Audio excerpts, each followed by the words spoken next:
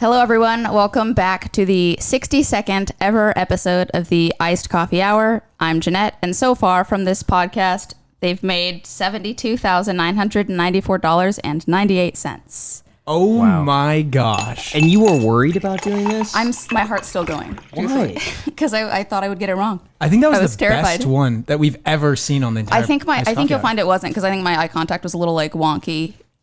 That's The okay. voice was a little shaky. It was perfect. You're good at this. It's almost like you've acted before. It's almost like I was forced into it as a child and am now still very stressed out by it.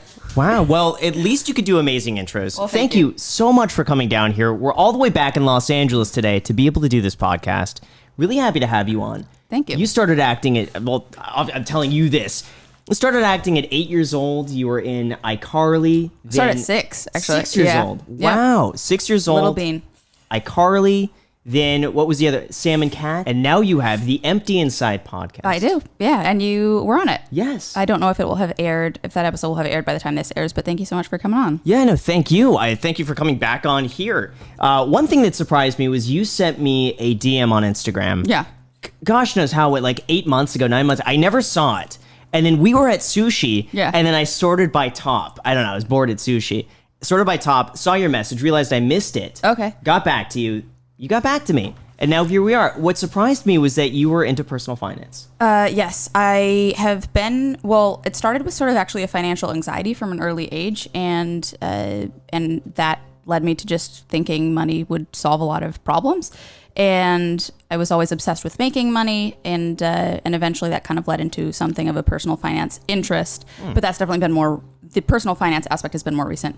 Got it. At what age did you start realizing that money was a thing? I would imagine it would be at quite a young age. Well, I was largely the financial support for my family. So quite literally, I was hearing, my parents, my mom specifically, talking to me about how I needed to kind of make this acting career work so that I could help the family. And I definitely understood, like anybody who says that money can't solve problems, I don't think that's true at all. I think it can help many problems, not all, but many. And that was kind of my mindset from an early age, and definitely fueled my acting career, just knowing that I had to like help support my family. So what was the financial situation like then before you started being like the primary breadwinner of the family? My dad was always working 2 to 3 jobs at any given time, and my mom would basically pick up shifts at Target, or it really was just Target. There was nowhere else. She would pick up shifts there, and I just remember constant stress, constant arguments about money, constant my mom was quite erratic and kind of just like screaming and wailing and crying about not having enough. And I remember thinking like, well, this is not going to work, and I don't want this for my future, and I don't want this for my family. And so when she put me into acting, I kind of got the message and understood the mission, and just was like a little kind of soldier. And how old were you when you realized that money was so important and you guys needed it? I think it was probably when I was 6 when my mom put me in acting. That's crazy, because I know when I was 6, I was not even considering money whatsoever. Really? No, I was 6 years old. No, I was thinking about like, I don't know what people do when they're 6. I was thinking about how far I could kick the kickball on like the field. I don't know. What about you, Graham? Were you? I was always into it, but I loved dinosaurs back then. I loved dinosaurs, insects, reptiles, like all of that. So my thinking was that like I really wanted a chameleon as a kid. Okay. And so like obviously you go to the pet store, it's like $60. So you kind of think in your head like, okay, if I save, my grandma's Christmas money, I got a birthday coming up, I could do a few things, I could pick up pennies off the floor. When you were 6? Yeah. Wow. That makes sense to me. I feel like there's certain people whose personality you just like either latch on to that or not. Except yours seems smarter. Yeah. Like yours doesn't seem anxiety based. No, it was not anxiety based. It was always from the perspective of like, I love collecting things. Yeah. And so for me, money was something that like you could kind of collect, but I also collected lizards and like all that sort of stuff. So anything that revolved around that would tie back to money. I love dinosaurs too. Just gotta throw that out there. So What was your favorite dinosaur? I don't know the names, but the one with the long neck that's like supposed to be nice. Oh. Brontosaurus, is it? Oh. No, it's not. It has a long. It's a long. Yeah. Going back to you, did you get to keep this money, or did I'm curious about like the dynamic of how that worked. Right. Well, there's a thing called the Coogan account that actually takes or is supposed to take 15% of your money off the top and kind of put it into the child's account so that they can have at least 15% of their money by the time they're 18, and the rest of the money is kind of up for grabs. But I got these papers that were saying that like the Coogan account information was never properly filed. I got that in my 20s, so that was kind of a little bit of a shock because I really have no idea kind of what was happening, and my mom was in control of everything. So I don't think I ever saw the Coogan account money. But is the Coogan account something that the show like establishes, or is it something that like the family is relied upon to establish? It's the union. So the Screen Actors Guild says that I think it started with Gary Coleman, who was a young actor on a show called Different Strokes back in I think the 70s, and his parents took all of his money. Yes, I remember that. Yeah. That was a big thing, and he was working as a security guard. Yes, For a while. I felt so bad. Right. Yeah. Happens to a lot of people. So it just a lot of young actors. It never got set up, the Coogan account. I don't think so, but to me, I'm like, well, is that possible? How would it Because not isn't if it? there's a union? It has to be like I'm really unclear, and the documents were pretty wordy. But still, I mean, it's been several years since then, and you haven't seen any of the money from iCarly. No. I definitely have seen. I definitely made enough that by the time I was on iCarly, I was 14, and then I actually did the spinoff when I was 20. So at that point, my mom had gotten very ill, and I was fully in charge of my finances by then. So I've definitely tried to be as kind of as smart as I can be about my finances since I took them over. Yeah, 15% doesn't seem like enough, though. That's what I'm thinking. That seems low. No, for sure. 15%? Yeah. Especially if it's something that you weren't self-motivated in doing. Like you were like, if you were forced into... Which is, I think, the case for like 90% of young actors. Yeah. I wouldn't be surprised. I remember a lot of frowns on those little faces. Like, I don't think people were stoked I think it's a weird business. I don't think kids love it. It's almost like exploitation, unless the children are really into it, unless they're like, that's all I want to do, and I bet that exists. Well, for sure, but you can spot them a mile away because they come in like tap dancing and they're like got a big smile on their face and they seem so. I remember like for commercial auditions, sometimes kids would just seem so bubbly and excited to be there, and I remember feeling so uncomfortable, and usually there were a couple other kids there who seemed as uncomfortable as I did. But if you can tell, wouldn't the kids that weren't so motivated and excited not get the parts? Well, it depends on the role. Like I got a lot of really sad kid roles, like a lot of guest episodes of Law and Order or Judging Amy, Without a Trace, the really sad children. Oh my God. But then I wound up not playing a sad child for a long time, so go figure. Yeah. Was there ever a point though where you're just like, I don't want to do this, I don't want to go in this role? Or was it forced? Was it forced on you? Like, hey, we got to pay the bills. We got to take this role. That's a good question. I remember I would cry on several occasions when it just felt like it really got to be too much, and I'd tell my mom, I don't want to do this anymore.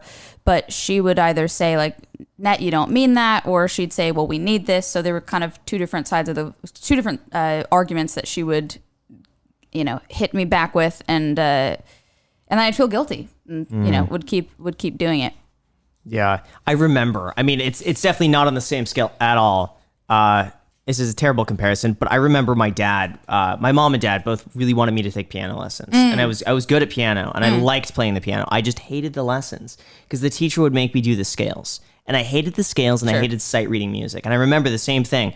I would be like screaming and crying because I was like maybe 4 or 5 years old because I didn't want to go to piano lessons. Yeah. And so my parents would bribe me. Back then it was Tamagotchis. It'd be like, we'll get you a Tamagotchi if you go to piano lessons. And so then I'd go, but I'd hate it. But looking back now, I wish I had stuck with it. Really? Yeah. When did you stop? How old were you? 6 okay. or 7. So you did it for a couple of years. I did it for a couple of Which years. feels like so long at that age. That Yes. must have felt like, that was like almost half your life. Yeah. I just don't think I understood the benefit of like, looking back now, I could see like, sight reading music would be awesome. Knowing the scales would be essential for playing music. But back then I just couldn't conceptualize. I just would hear Mozart or Beethoven and be like, I want to play that, but never realizing how the scales play into that. So Sure.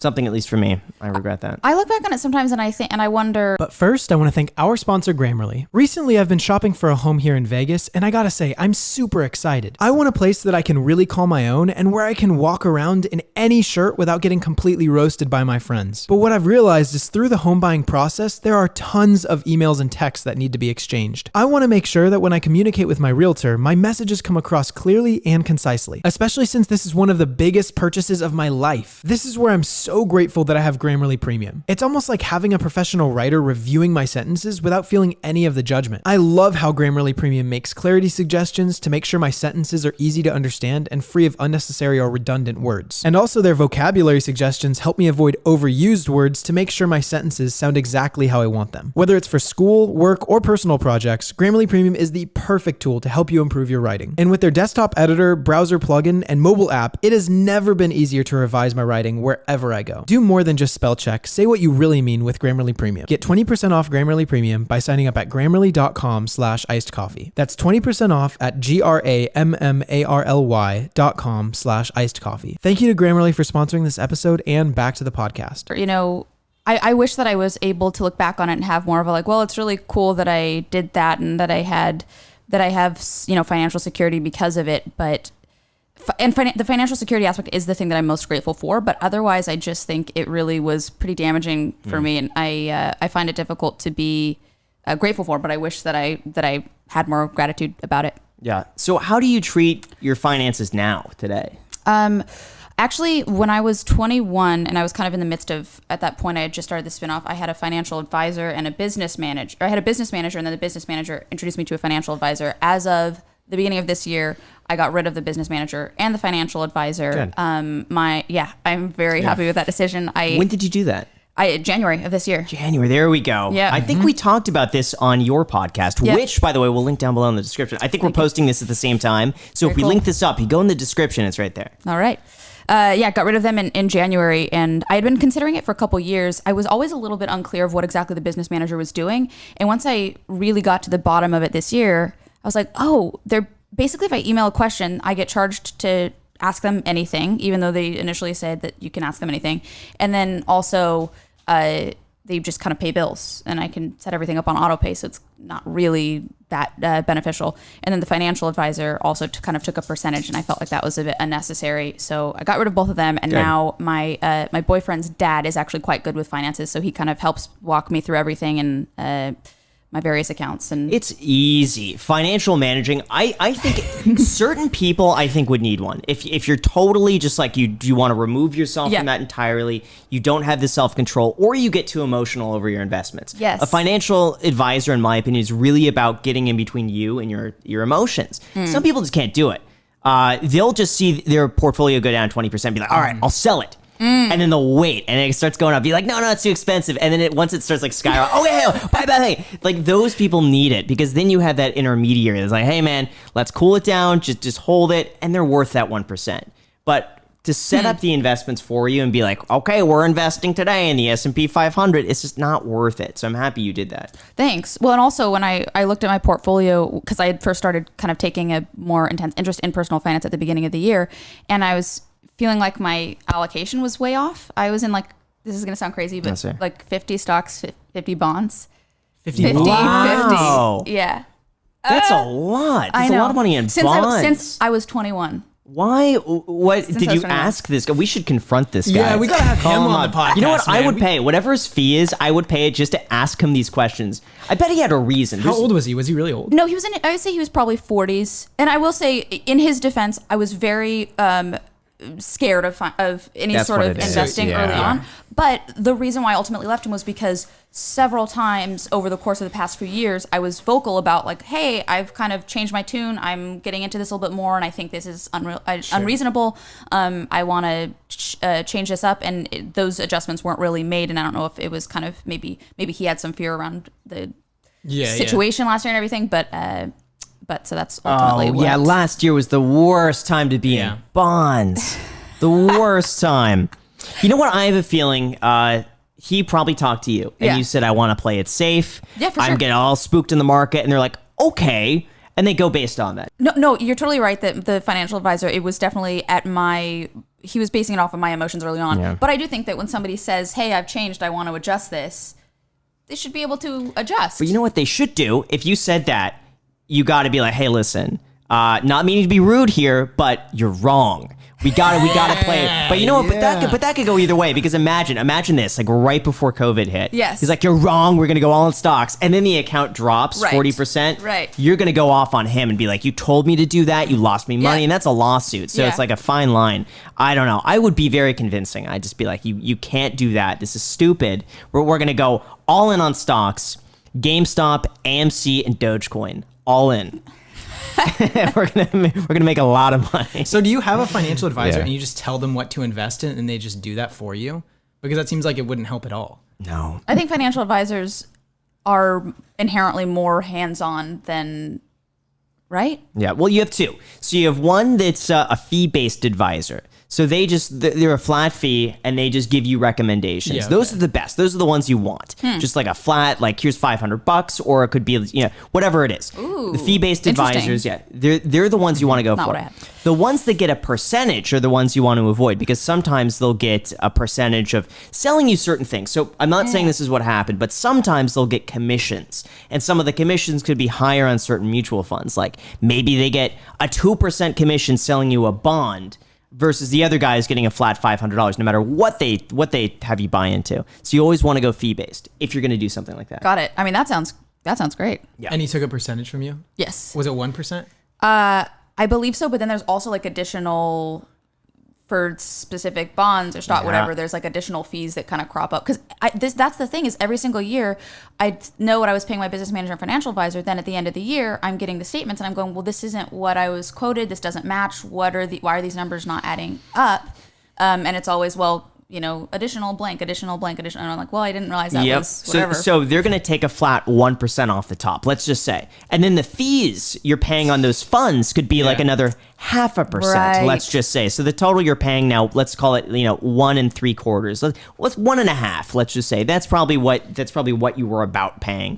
But that 1.5 keeps adding That's up, crazy. especially on a down year. Imagine you're Yeah. down 8% and then you're down another 1.5 because of that, regardless of how your portfolio is doing. And with the bonds especially, if you do inflation plus the 1% that they're taking, I Yeah. feel like you'd actually be genuinely losing Yeah. money between Yeah. the two. If Yeah. you're in bonds with the 50%. Yeah. I remember looking at my account and thinking like, I feel like this should have raised a little bit more by now. It could have been a lot worse. I mean, if you For were sure, in your sure. like 40s or 50s, Oh my God. it would be harder to recover than that than like right now. It sucks, Yeah. but like you'll be just fine. Also, to be sure, I was 21 and definitely would have been completely overwhelmed by anything personal finance related at that point. There were plenty of other Fair things enough. on my mind, so I think it was worth it for the years Yeah. that I had it. We did well regardless. We Yeah, did and well. listen, Right. 50% bonds plus like a 1.5. Like if that's the worst, then Yeah. you're fine. Oh, What good. is the worst money mistake you've made? Having a business manager. Although, I mean, they were super nice. They were very, yeah, very I hope nice. so. They were Yeah. very I hope nice so. people. Imagine if they're rude on top. Yeah, it's they like, take your come money and you're on, like, man. this it. All right, bye. Oh, I have something that you will not like at all.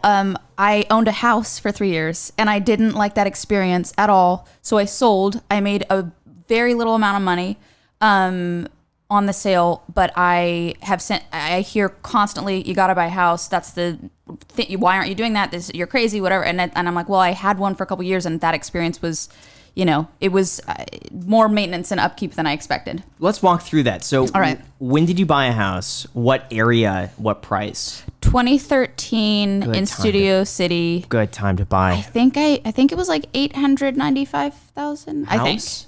Yeah. It's fantastic. Yeah, that's like Gosh. really Okay, so good. it sounds like you did well on the buy. Was it in the hillside of Studio City or like the? I'm so What bad side at of that. Ventura? It was on. It was not like in the before Laurel Canyon. Got it. Okay. On the hillside or the other side? A hillside. Ventura? It was on a hill. It was on a hill. Great. Okay, so that was a good buy. What got you off guard there? Well, I intentionally went in thinking I want something turnkey. I want something that's very low maintenance. Like I don't know about fixing up, and that's not my thing. And so I got something that I thought was turnkey, and then wound up it was like encroaching another property. So had to okay. pay that, and then had to do work on like the underbelly of the house. So not even cosmetic stuff, but just like redoing plumbing and piping, whatever. And then the shower leaked from the top floor onto the couch. So then had to get all new furniture, had to fix the bathroom. A stair fell off. So I had to get the stair, like just, it felt like a lemon. When was it built? Very recently. I think it was built like 1992, like way, right? Yeah, it sounds kind of fishy. Did you do an inspection? Inspection. Yes. Yeah. How didn't they know about the encroaching? That's I think they found that in the inspection, but then somehow it was my responsibility. Does that make sense? That's right? Yeah. So Okay. here's if you're encroaching on another property, that Yeah. would be disclosed to you. It's rare that a seller would not know about something encroaching, especially if they've lived there for a long time and not had any awareness of it. How did that come to light to you? Through my realtor, and he had said that I would be responsible. Okay, so you were disclosed prior to closing. Maybe. Okay, you would have been. Okay, I want to say okay. 95% certainty you were disclosed that ahead of time. So you're encroaching. So what did you have to do to fix that? Did you have to fix that? Paid the person who lived above me that I was encroaching. Right? You can. Most of the time, it doesn't even matter. Okay. Because if you're, are you a hillside? Yeah. Just going up? Yeah. And I'm guessing your fence was a little bit too much on their property? Yeah, it was literally like Yeah.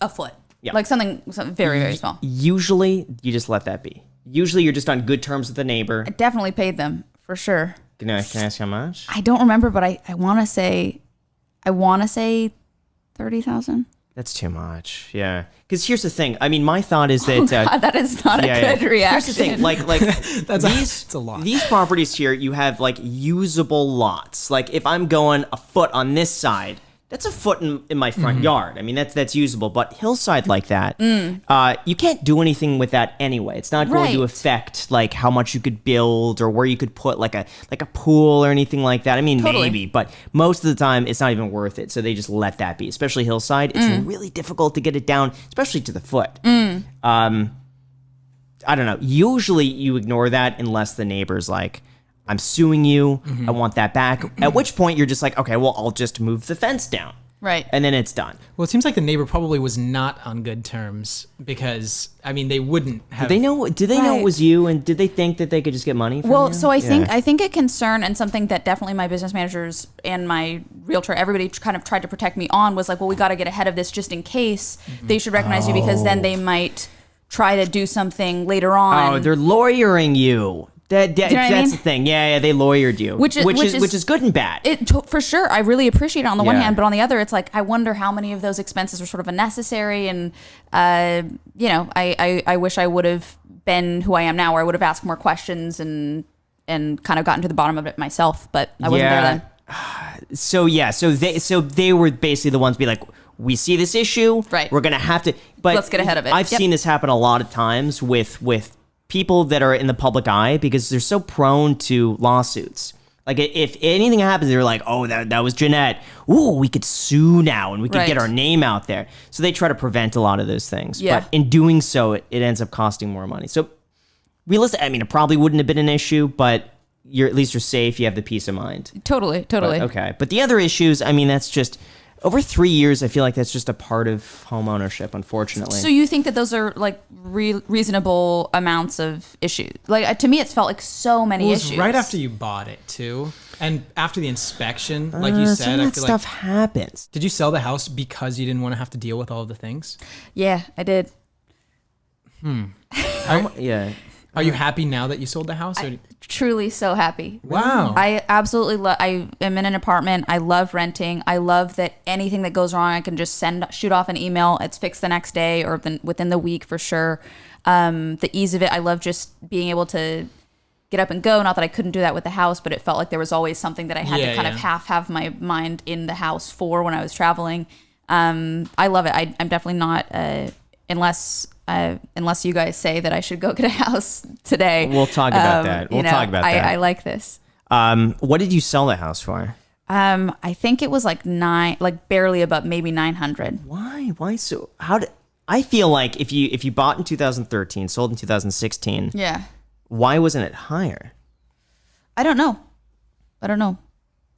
Because after realtor fees, I know. mean, you're getting out basically break even. Yeah.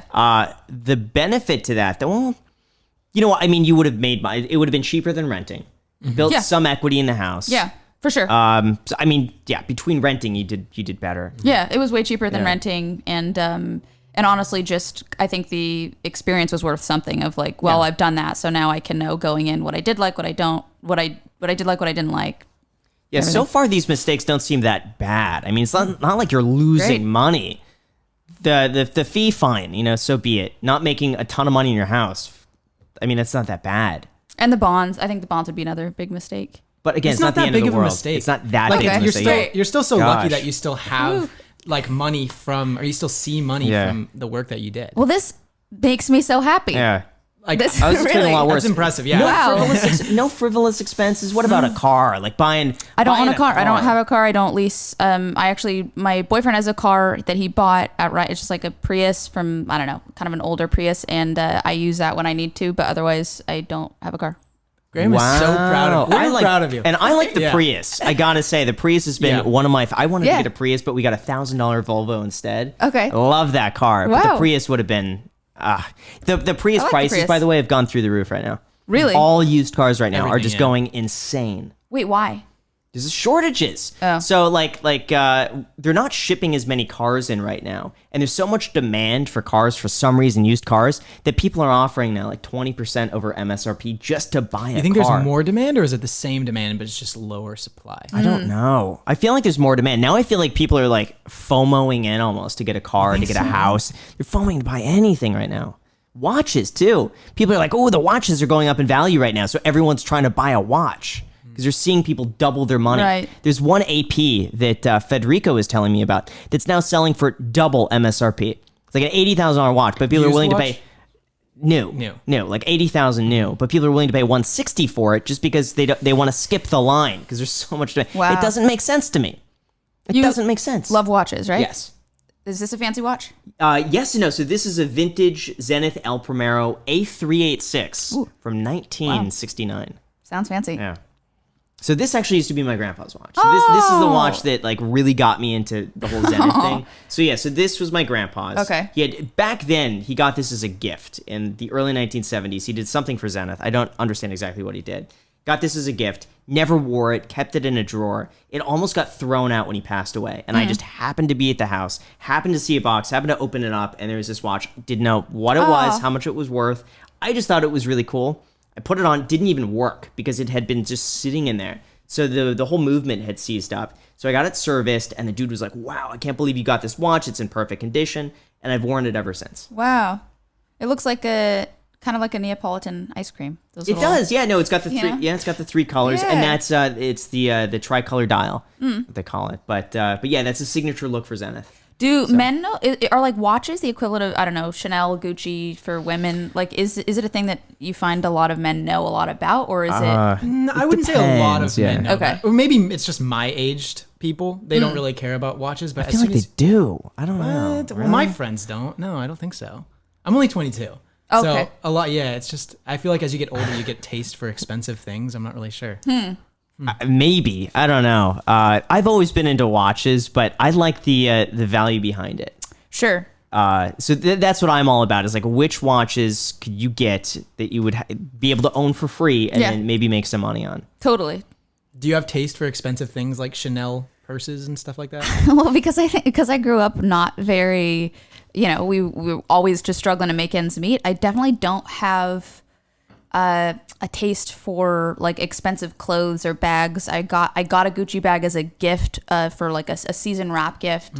And I got some fancy black heels, Christian Louboutin. I hope I'm saying that. I don't know if I'm saying that right. I know how to spell it Louboutin, though. yeah. How is it? Louboutin. Louboutin. Some Christian Louboutin heels that are great, and I will say like they've definitely, I've had them for 12 years, so they're wonderful in that sense. But I don't think I've spent more than $150 on an item of clothing myself. That's really good. That's still Wow. fantastic. Yeah. So how much would you say then of income every month? You got to be saving like 80% plus at this point. Yeah. Wow. My rent's fairly, my rent's reasonable, and I split that with my partner as well. And then what's my second highest expense from that since getting rid of the financial advisor and business manager is insurance. God, that's got to feel nice. Yeah. I got to say, I miss the simple days when it was just like, no mortgages, no nothing. There's something about it that now, like mentally in my mind, just having things and payments and stuff, it does bog you down. And I do fantasize, like, what if I just paid off all the mortgages? Just get rid of them. I'm not going to do it. I mean, it doesn't make logical sense, but mentally, there's got to be something freeing about that. I 100% think so. For my personality type, it works for me, and I definitely feel much more at ease than I used to, just being able to kind of go over everything each month and see very simple numbers and not a lot of them. It's helpful. So what are you saving for? Or is it just you have excess money, you're not going to spend it, you're just going to save it? It's financial security?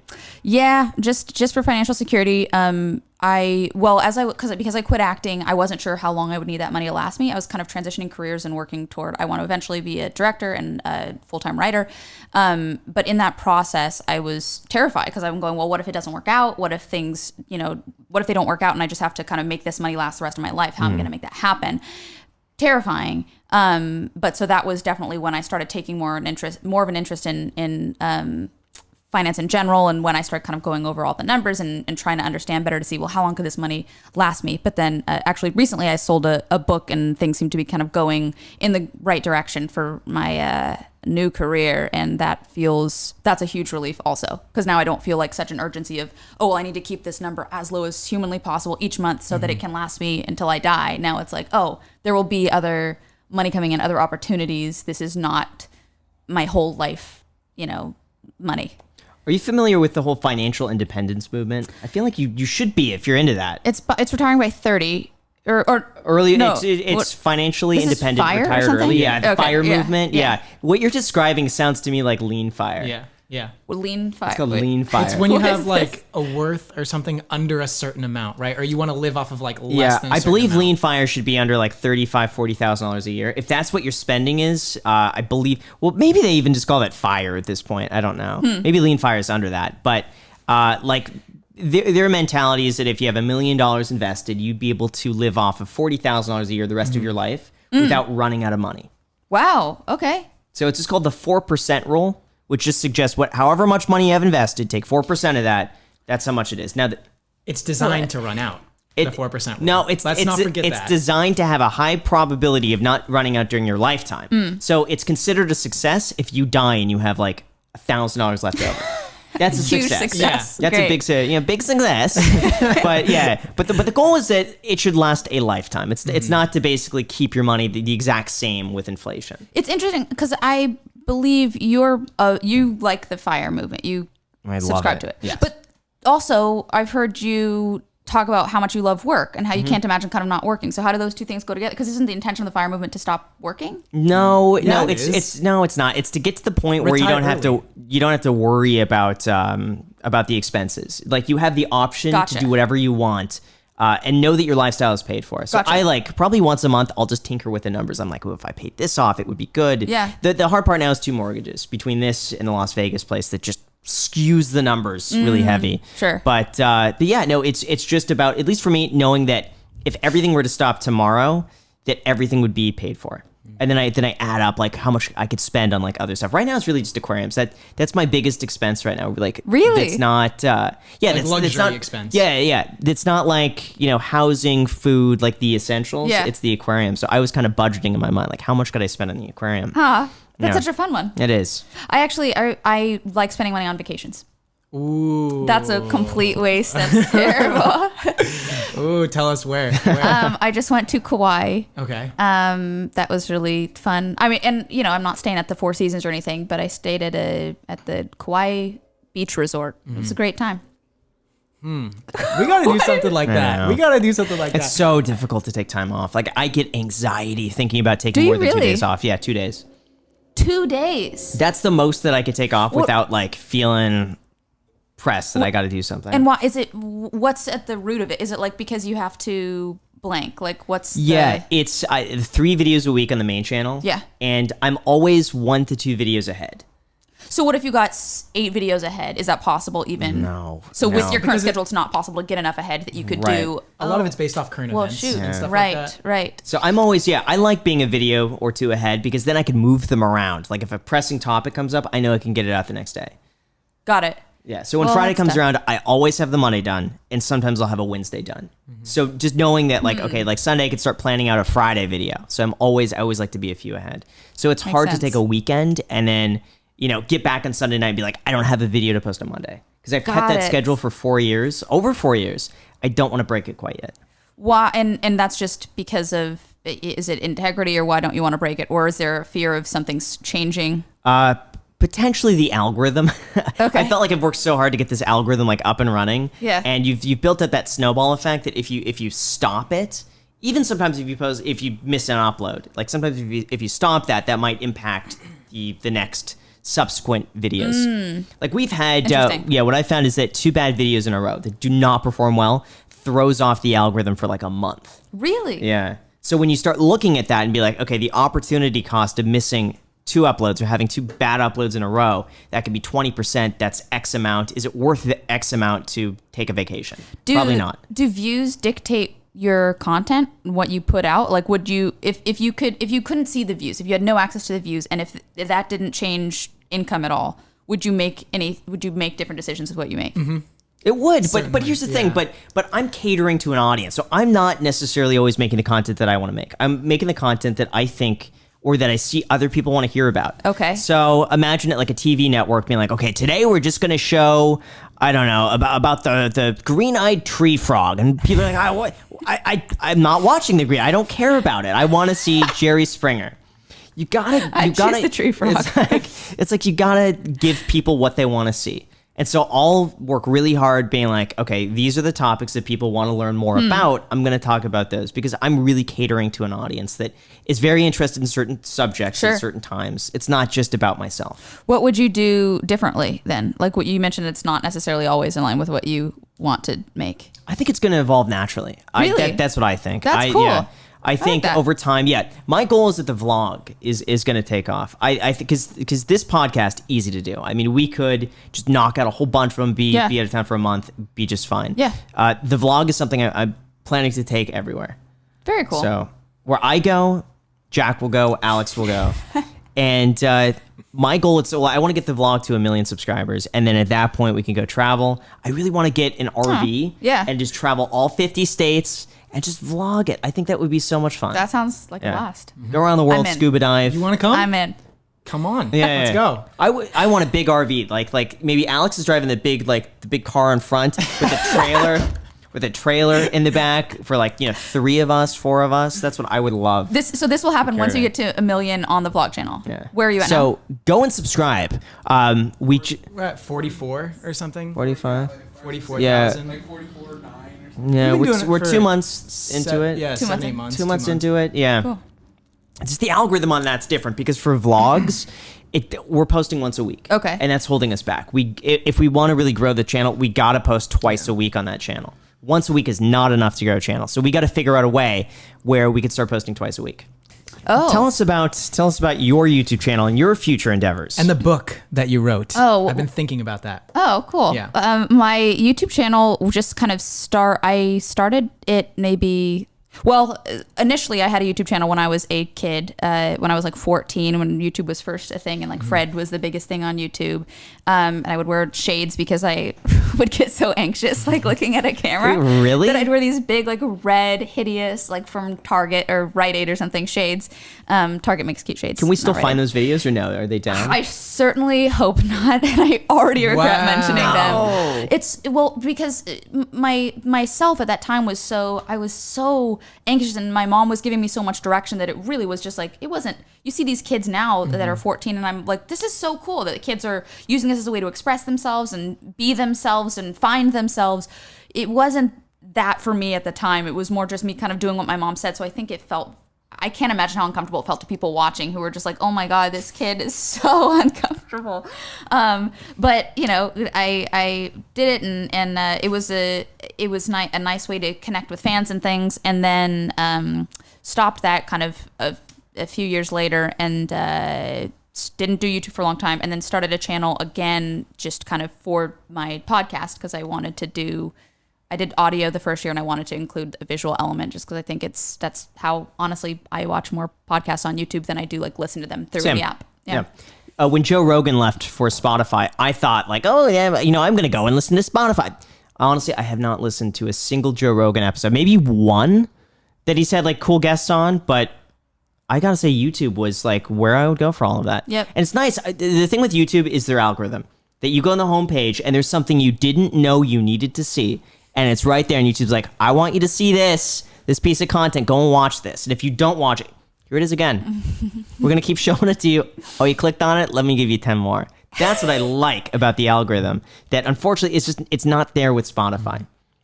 So how much are you posting on your YouTube channel? I just post whenever I post a podcast. I don't have anything else on there. I said I started for the podcast, but I actually had started it prior to that to put out I was making short films, and to put out my short films, I was like, oh, I should have a YouTube channel. Initially, I was just going to have a Vimeo, but that felt too like industry and not like who's watching Vimeo. Right? Is anybody watching? You're right. me? You're right. You're totally right. Do you give a face? No. Oh. I don't give faces. I don't she's know. very right. Yeah. I felt agreement kind of like radiating. Yeah, I just no, wanted to confirm. Okay, I wasn't sure. And then Jack gave you a face. I don't know. it's very. You have a very kind face. Really? Yeah. Thank you so much. It's very helpful. It's very like comforting. Thanks. Wow. Yeah. I feel like we should take a segue here and talk about Jack's outfit really quick. Don't bring it up, Yeah. This man. outfit's great. Can I feel the thing? You're joking. No. She's Yeah. actually. Can I Alex touch is it? laughing over It feels so there. soft. Okay. Guess what? What? It's not mine. Oh. This is Graham's clothes. Jack walked in. I'm gonna Jack. I'm gonna embarrass you. If you have this shirt here, you could come in and we'll get Jennette's honest reaction. I won't say anything. I would love to change out of this outfit Okay, if I could put on my shirt. so wait. So let me not yet. Let me explain the situation here. Okay. Get your reaction. Let's get the lay of the land. Jack walked in with this shirt. Okay. I'm not going to tell you anything about it. And I said, Jack, I have this shirt that you should wear instead. Okay. The shirt is mine, and the jacket is mine. Okay. Jack put it on, and we're like, oh, this is awesome. Jack looks really good. Jack is self-conscious it's not me, about man. it. It's just not me. What do you It's think of this? weird. What do I you look like a fashionista. I said Jack I'm looks not. really good. No, I think this is great. Yeah. These are like rock climbing pants. I have yeah. such simple Those are taste. Jack's pants. Those are not my pants. Oh, these are your pants. Yes. Okay. Yes. Like, I have such But simple Jack taste. walked in, and I said, we really got to step up the caliber of how we're presenting ourselves to guests. And it's fine if we're having our buddies like Kevin and Jeremy on. It doesn't matter. Like that's so laid back. No. But when we have You're a big guests- deal. You're a big deal Yeah. to come on. When we have Yeah. guests come on here that we've never met before, I think it's essential that we have a great first impression, and that we're professional, and that we offer guests coffee, and that everything Great is clean. coffee. Thank you. Yep. So that's why I was like, Jack, I got these shirts. They're a little too big on me. They're a little baggy. Put them on. They looked great. We all agreed unanimously. You look really good in that. You See, look good. For me, this is just weird clothing. It's just not my style. Jack's not It's- used to looking good. So I relate to the feeling of like when something's not you. I mean, I'm wearing a white t-shirt for a reason. I feel like I have to wear something where I can be myself, because if I'm like a little more elevated or something, I feel like I get more stiff and I can't like. I'm so stiff talk right as now. much. I'm so, like, this is so tight on me. I can't like look. It doesn't even look at where it goes to. He made me wear a it's watch fine. too. He's all, yeah, you got it. I was gonna say the watch is great.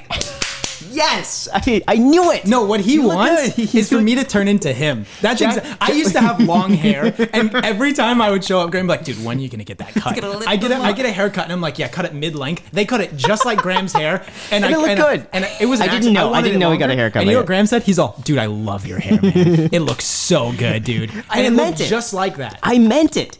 And listen, Jack's hair was he'd come in, the whole thing was poofing around. We're having good guests on the podcast. Poofing around, Yeah, it was. dude. It looks good, man. No, we'd have high caliber guests on the pod flying in from around the country, and then Jack would walk in with his hair all like, and it's like we're not in college. It's like we're running a professional pod. We want to grow the pod. We gotta have a presentable professional image. I just don't think this looks professional, to be honest. Everything is way too small on me. Even my pants are like way too small on me, dude. I can't even Those aren't zip my it up. pants. That's I your know, problem. I know. All right. I'll put on the shirt that I was wearing because I really do actually want to change out of this. I felt so weird wearing this, dude. I'm not gonna lie. But you thought he looked good. Yeah. I look Swedish. It didn't. You look so good. Be honest.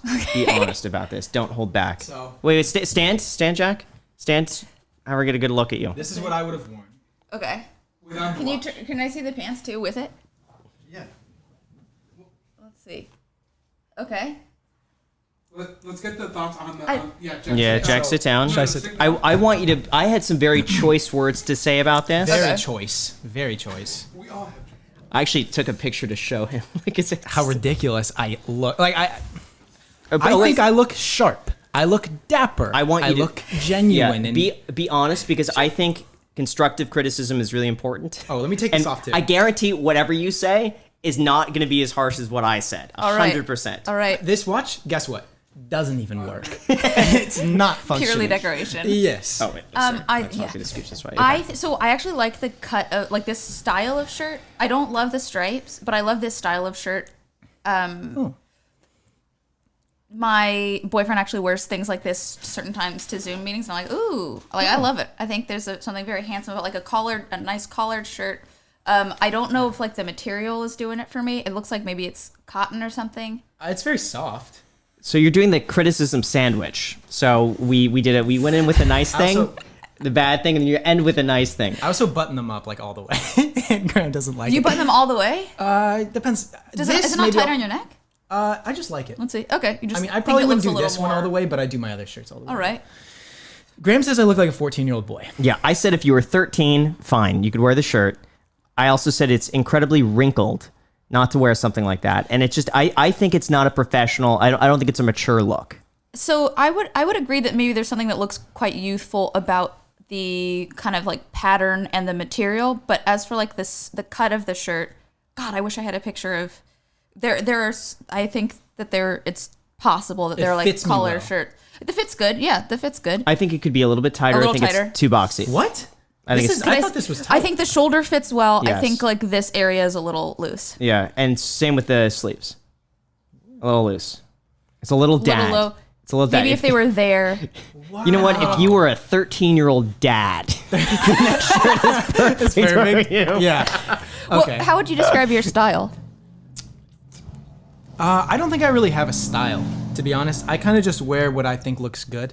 I think everybody has a style. I think maybe they don't think they have a style, but I think everybody has a style. So I guess I never dress up. The only time I ever dress up is for occasions like this. If it's not this, I'm wearing pajamas. This is some dressing up, by the way. Gotcha. I told them I want to take them to H&M and we do like a shopping spree. $150, completely redo your wardrobe. Graham's favorite thing is to put me in weird situations and analyze me. I think after this, you're going to look through his Tinder profile and I want you to critique it. No. I want you to critique it, give him advice. Oh my God. So I love going through people's dating profiles and seeing what's going on. You know what's so funny? This is our running joke here is we look at our retention rate and it's like, it's like this, it goes up and down. Yeah. We talk about Jack's dating, just everybody. Because here's the thing, I think the women are really interested and the guys are just like, what is she going to say? Because it applies to pretty much everybody. No, the guys are like, Jack's killing it. Like, how can I up my game? So they listen. How is Tinder? So is Tinder the only one you're on? I'm on them all. All of them. How's it going? I haven't met with anyone in a long time, but I mean, I feel like it's going well. Are you on Bumble? Do you do Bumble? I'm on all of them. Okay. Yeah. I'm on name anything. It's I don't know. For some reason, a lot of the time I tell the girls I dropped out of college, and then they ghost me, and I think that's a sign of honor. Listen, I think that's a good thing. Girls I dropped out. Don't like it, man. Here's the thing. I'll tell you my concerns with Jack. Yeah. He's terrible with getting back to people and texting. Terrible with it. Oh, me too.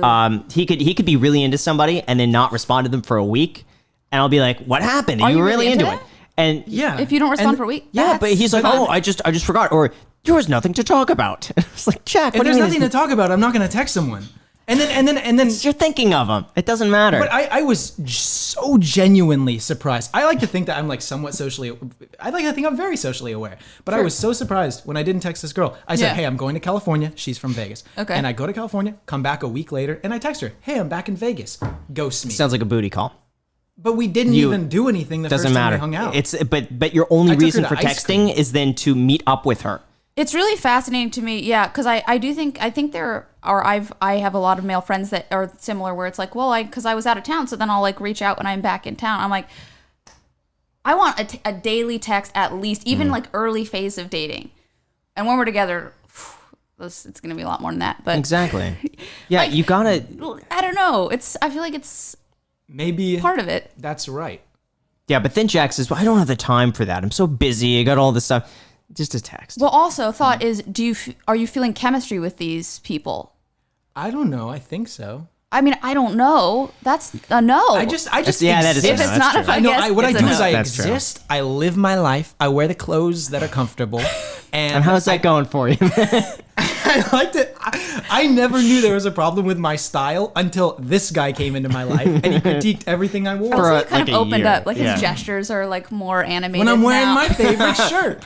And I love this shirt so much. When I get clothes I like, Yeah. I put them in my cabinets and I leave them there for 6 months and I break them out on the most like the best occasions. Whip 'em out for the- This yeah. thing I saved for probably 8 months. I was like, this is the nicest shirt. I love this shirt so much. And the other shirt that I wore before this one, when they asked me to change that one, Yeah. was another shirt I held for probably 9 months. Well, there you go. Because I liked it so much. Yeah, but imagine we have someone flying in town just for a weekend to meet with us and talk about something serious, and then, we have a shirt that hasn't been ironed.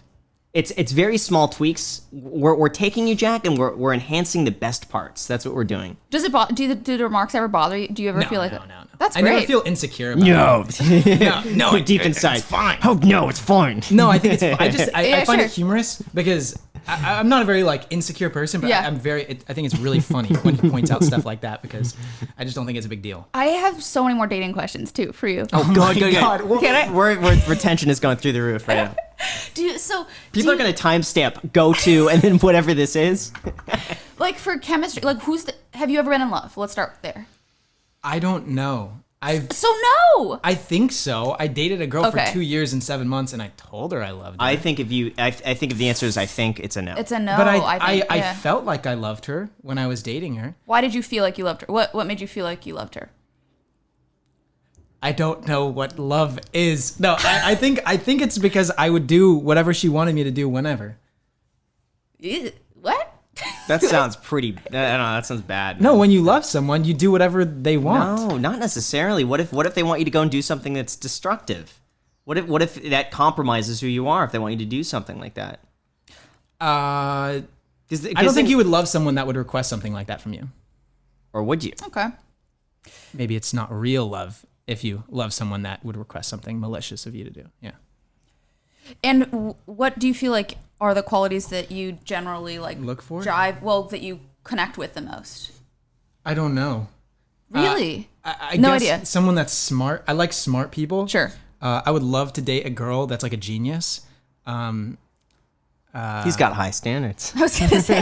No. She's got to have I'm just an saying it doesn't- IQ above. You asked what I 150. like. No, great. Look, It's if great. she's I love the dumb, honesty. that's okay too. But I would prefer if they were smart. Is that Anybody. such a weird thing to say? What do you go for? Anyone that shows any interest Dumb as in a art, doorknob, genius. If Dumb. they like I'm there. me, if they maybe consider that I'm okay and I'm not ugly, then I like them. That's all it takes. No, that's a joke. That's a joke. Yeah. That got real dark. No. If they look at me, I like them. You're no, in. It's I guess got to be smart. Okay. I don't like people that get angry all of the time. I like girls that are No anger easygoing. management issues. Oh gosh, no. Okay. No. I'm like the most easygoing person ever. I never get angry. I can attest to never- that. I never show rage or So anything. somebody kind of easygoing, somebody who is on that kind of, because sometimes I feel like it's you can click with different energies. Like if you're really easygoing, maybe somebody who's a little more whatever. Yeah, I mean, I guess it would be nice to have someone that's more assertive. Like, if I get a chicken tender and the chicken tender isn't cooked all the way, I'm not going to say anything to the waiter. That's not me. Oh. But maybe if I dated a girl that would say something to the waiter, that would be maybe nice. But I wouldn't want a girl that would get mad. Gotcha. Somebody who will ask the waiter to reheat the chicken tender, but not somebody who will throw the chicken tender across the restaurant. That's exactly it. Got it. I think you pretty much summed up the girl That's that I'm the looking woman for. for you. Yeah. All right. Ideally, smarter. Right. With that little contingency. I think Jack is too serious and too logical, and he needs to get rid of that. Too serious, too logical for what? Dating. For dating. No. Not for work, not for any. No. not for his- Serious and logical for work, perfect. But I think what's needed for dating is it's a 180 from work. It is very difficult because I am not a very Interesting. emotional person. Like I kind of just exist, and I don't really feel many emotions. I kind of just exist. Really? I think we're going to analyze it, Jack. I think it's because it puts you in an uncomfortable position and you avoid those uncomfortable Avoid- positions. Do you feel emotions intensely or Do not I? very intensely? Graham Yeah. feels emotions extremely intensely. No, I Really? don't think so. I don't think Alex, so. you can attest Do to I? this. Yes, you can. How? I do. You're very emotional. I know I'm not. I Dude, don't think yes, so at all. you I don't think are, so. I don't dude. know how. Come on, Like, man. unless I get a 10 on it. Like, No. so I get emotional if I do a bad video. That makes sense to me. I mean, but he gets extremely emotional.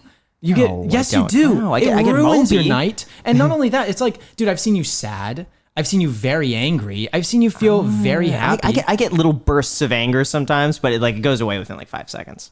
Interesting. So kind of like rapid. Yeah, it's like, oh, Yeah. that's it. Yeah. I'm That's that. it, Yeah. yeah. I feel like it sounds like you have kind of a low dial on your emotionality type thing. Like I feel like I'm a 10 or I'm just a 10 of whatever I'm feeling. I mean, either it's a 10 of joy or a 10 of sadness or a 10 of whatever, but like I don't know what a small emotion feels like. I feel them so intensely. Maybe it's because there's very little that I care about. So if you don't care about something, what? Well, this is blunt. Man. There you that's go. good. That's good. Well, if you don't What do care you- about what do you something care so about? much, Then what do you That's care a about? good point. That's That's a Is good there point. anything you care about? Like what do you care about? Work, Right answer. family, That's true. and my friends. So do you get emotional about those things then? Yes. If Okay. anything makes me sad, it's the thought of my parents dying. Thought of your parents dying. Yes, Okay. that makes me very sad. That can get you just sad. Very sad. Got it. Yeah. Oh, and I love music. Like music will make me happy. So music can affect you. Sure. Okay. Well, it doesn't affect me. It just makes me happy. Just happy. Yeah, you it never don't makes get me sad. if you feel like a swell No, of like a no. violin. I love like if I watch a sad movie, I'm so happy. I love it. This is What? just all kinds of This is confusing. confusing. Now you know how the girls feel. I don't understand. It's so simple to me. No. To feel the emotion of sadness is such an incredible thing. So like when I watch a sad movie and I feel that way, I'm like, wow, I feel. Is it like you're happy that you're able to feel almost? I don't know. I think Okay. I'm just happy that I can feel sad. You're just like, wow, this is a powerful thing, and Yeah, it's cool that I powerful. can feel Yeah, this. or exactly. I something. think that might be it. Wow. Yeah. I'd love to have that kind of like appreciation. I feel like it's so hard in the thick of an emotion to be able to see it for what it is until like to your point, like I feel like I get out of them quite quickly and then I'll be like, oh wow, okay, that was. I think it's just, it comes down to the amount of things that you care about. And if you care about more things, like more amount of things, higher volume of things, you tend to care about each thing a little bit less. But if you care about very few things, then you care about those very few things a lot. So it's like each person has a certain amount of caring, and then it just like There's a divvied book up about differently. this. What is it? I'm curious. It's like how to not give an F. But they say Oh, like I've they seen- quote it like you have so many Fs to give. Yeah. And so you can give 10 Fs. You have to choose wisely what F stands for the F word. I think we got that. you. Yeah, thanks. What Thanks do for you care clarifying. about? Yeah. Work is definitely high up on the list. Yeah. Work, family, friends. Okay. And the aquarium. Yeah. How about you? Work, my family. I love my nieces, my brothers. My boyfriend is I love him so much, and friends. Work, family, friends. No, work, family, friends. I mean, Yeah. that encompasses. Yeah. Some family. I don't think that just because of your family that Right. creates love. Right. You know. That makes sense. My brothers are amazing. And But I'm sure that there are other things. Like, I don't think that means that you don't care about everything else. For someone like me, it's like I don't care about anything else other than those things. For Graham, Got it. he does care about other things than those things, just a little bit. Well, you know, it's interesting because I there was a time in my life where I was really into the idea of like balance because I thought, well, maybe that's what you should do is like have a balanced life, and maybe I'll try and care about, you know, health and adventure and like whatever, you know, you've seen the wheel of Yeah, life type yeah. things. And I'm like, what if I try to like balance it out a little bit more? But I don't think that's how I'm wired. I think I genuinely care about work and relationship. Like those are probably the top two for me, if I'm being totally honest. And everything else is just kind of a lesser, like even friends. I don't have a ton of friends. I have two kind of main friends that I talk to on a regular basis. And otherwise, I don't know. I feel like you can't really force caring about I agree a with thing, that. right? Yeah. Work, relationship, family, friends. Yeah. Yeah. feel like I we don't really think we made cleared some- up much. I We think really made some progress. I don't think here we made today. any progress here, Jack. What did you learn from this? Nothing. I learned Exactly. that this actually looks better than how I don't bad you think think so. it looks. I genuinely am so curious about the dating profiles. Like, are the pictures right? Because I Look through think the pictures. We have everybody look through this. So we had Tiffany Ma look through this. We had Kelly Stamps look through this. You will be now the third to go through this. I'm very curious. Can we talk about tough. how you came in the new relationship, or I don't know how long Yeah. you've been in a relationship? Yeah, it's been like, how did you almost- guys meet, and what has been your experience like prior to this? Yeah, prior to this, so I've always been a relationship person. Definitely, like, would just get in them too soon, too quick. I was in sort of 2 longer term relationships and probably, a handful of other that were 6 months or something. I don't know. And then this one I've been in for 5 years, and we met through our mutual friend, Rami. He introduced us, and we've been going strong for 5 years. Wow. Yeah. Congratulations. Thank you. 5 years. Yeah. Macy and I are just about to hit 2. Oh, congrats. On Tuesday. That's huge. 2 on Tuesday. That's and so exciting. And 2 years will officially be the longest relationship I've ever had. Oh, What? How does it feel? 2 years. Good. Yeah. Nice Yeah, job, it's weird. bro. Yeah. I think the last one was like a week or 2 shy of 2 years. Okay.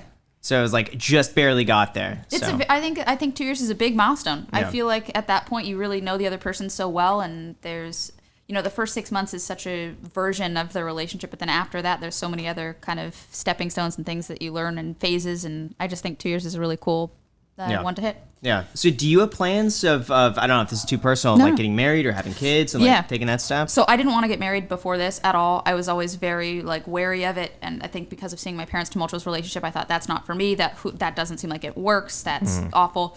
And then after meeting him, when we started getting serious, I was like, I actually could see marrying this person, and this is somebody that I want to make that commitment with, and it feels realistic. It doesn't feel like some sort of, delusional thing anymore. So that I want, and kids, I'm really not sure about. There was maybe 6 months where I thought that I wanted them, but I don't know if I want them. Yeah. Like, oof. I've always wanted one. Like that. Well, that then has they're gonna be always so been lonely. one. No, I was pretty much raised don't as an have a only single child. Okay, yeah. I loved it. Like, listen, so I have a half older sister. Right. That I think she was 16 or 17 when I was born. So I never really grew up with her. I loved it. I loved having it. But maybe that's like, I love having everything to myself. Whoops. I hated sharing as a kid. Like, I was like, that's mine. I'm going to take that. I'm not going to share that with anybody. I brought that here. You're not going to play with it. But then if another kid is like, hey, can I see that? So it only applied to me. But I don't know. I liked it. Okay. I liked it. I liked all the attention, the focus. Even though I like to be left alone a lot of the time, like, I liked that it was just me. I'm surprised you even want a kid. Yeah.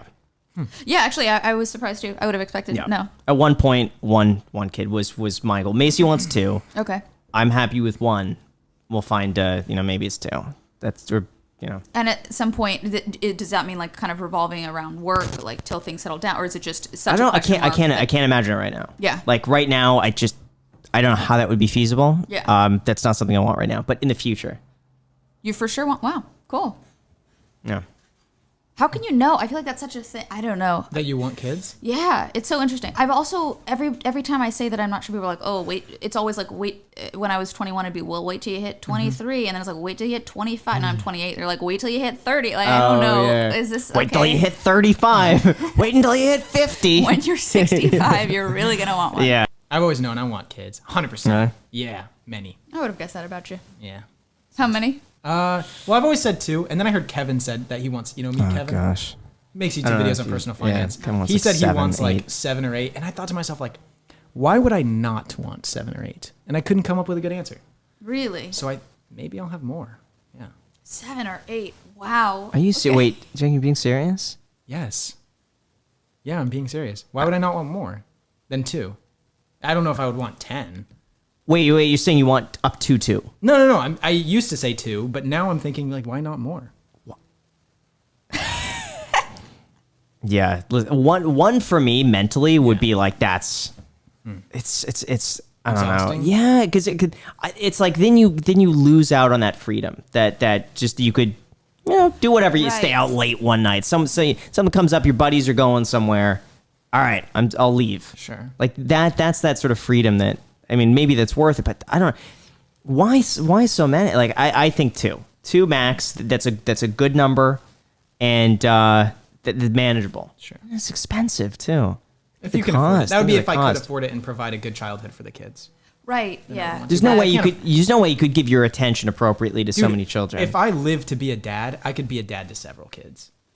Is there any other advice that you have for Jack before we go into your stuff? Well, are all your profiles the same? No, I have different photos. Okay, so and I'm really stuff. curious about the different profiles. And you want to see other photos? Yeah, You can see genuinely. other photos, sure. Do you have? But is that all? There's so little writing. Yeah. Do you want more? I'll show you more. So I the biggest that I got into dating, I was on OkCupid for like 7 days, and then I unsubscribed. But it was always important to me to read what they had written, because I don't want to. If somebody doesn't know general grammar, not like a grammar Nazi or something, but just like generally what's going on, that feels bad to me. Sure. How many messages would you have gotten in 7 days? Like, I imagine hundreds. It was insane. And I tried so hard I for went you by to a date. different name. I tried to use pictures that were really, but then I was like, well, shoot, because I have to use some pictures, and they test if there's facial recognition, like they have to confirm that it's a face, and they somehow match it to like other things to make sure, I guess, that you're not using a different person's face.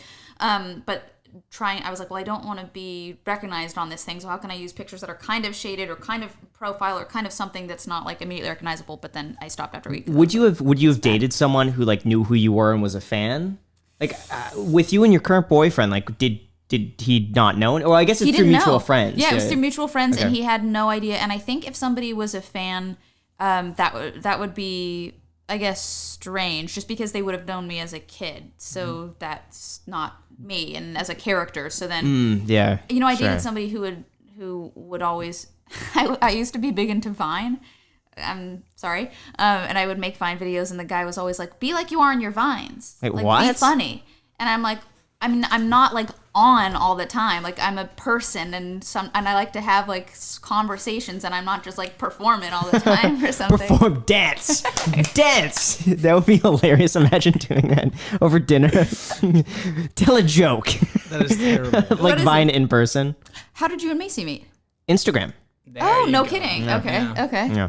Wow. Yeah, she sent me a funny message on Instagram. Yeah. And I didn't think anything of it. I just thought it was a funny comment. Yeah. And so I just responded back to it. Yeah. And I said I think I said just half facts. Like just no, it was a little silly comment to a story.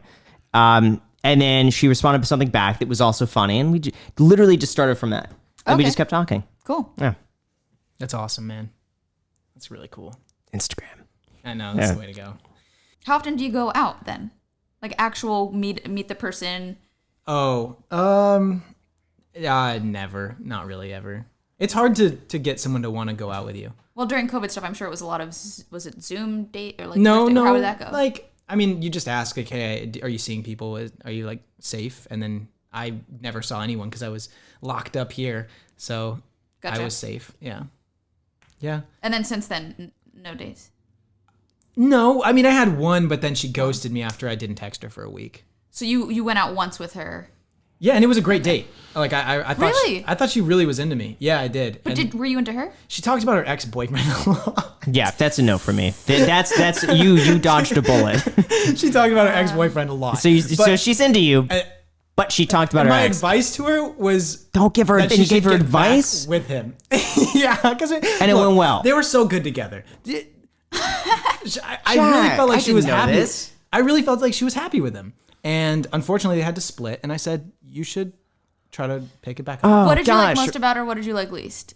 From the, I know it was one date, but I wouldn't say there was anything specific that I liked about her, but I was just happy to spend time with someone. We should not be laughing about this. But I like, was really happy man. Gosh, to I spend just time with wanna, like- someone. oh man, What? but that's the date just such a bummer. Yeah, that's a That's terrible just a date. real bummer. Terrible date. I thought she was interested in me, and that's the way that I interpreted it. And it really seemed like she was. That reminds me of this one date. I don't know when. This must have been like almost 10 years ago that I went on this date. It must have been like 22 or 23. And I went on this date with this girl. She was nuts. Like I knew that she was crazy from like the text messages. She was like we had never met before, and she talked about like how her friend backstabbed her by like talking about her grandma, like some weird stuff. So I knew I was going into something crazy. But I get there, and it turns out that she had a boyfriend on a date. So she had a boyfriend and was talking about like how they probably weren't gonna like work out, but she just wanted to meet other people, like just in case it didn't work out. And I left her with the bill. I've never done that. I was so You got up and left? Yeah, well- Did you say something? no, I just left. I So straight she up said, just- I have a boyfriend. You're like, no.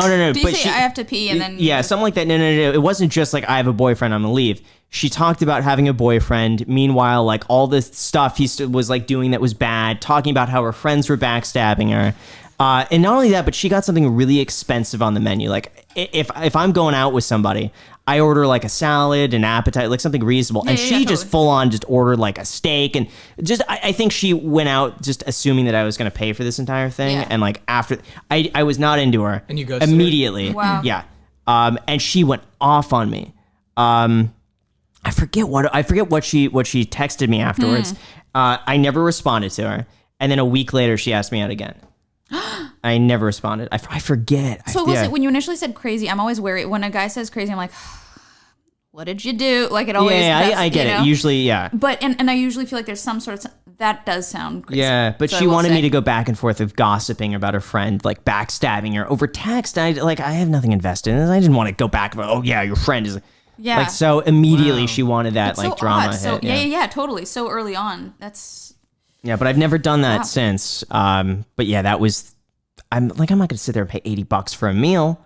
Oh man. Yeah, but no, the other one was just cringy. I met this girl in traffic, and she had her foot out the window, like in traffic on Sunset Boulevard. Oh, literal traffic. I was like, oh, that's like some bar or something. No. Like in traffic. Okay. She had her foot out the window. I made a comment, and I happened to get her number because her cars were like side by side. I just thought it was funny. She had her foot out the window, and so we start texting back and forth, and I was just really nervous. Like I was scared to go on this date. I like. You said she was like gorgeous. I thought she was, but again, I don't remember. Like I just saw her in her car, so like I'm not 100% on that. But I was really, really, really nervous. Yeah. So before the date, and we were going to meet up for lunch. Before the date, I met up with a friend, and I thought it was a good idea to bring my friend along on this date.